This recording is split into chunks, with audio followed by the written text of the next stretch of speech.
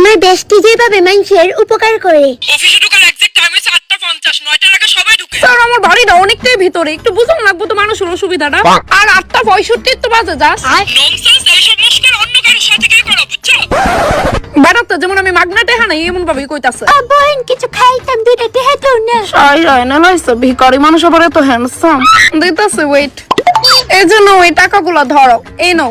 ধন্যবাদ বোন, কেউ ভিক্ষা দেন না আমারে ভাই। কি অবস্থা, টাকা দিছি এটা দিয়ে আরামসে কিন্তু 2-3 দিন চলন যা।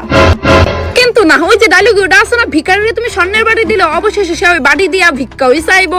বোন আগে স্বর্ণের বাটিটা তো, তারপরে গিয়ে ডায়লগটা দিই। আচ্ছা আমি যদি তোমার 3 বেলা খাওনের ব্যবস্থা করে দেই তইলে? তুইলে কি তা ভিক্ষা কে জানি সেটা বললে তোমাকে। ও আচ্ছা ওয়েট, হ্যাঁ 2 মিনিট দাও আমারে।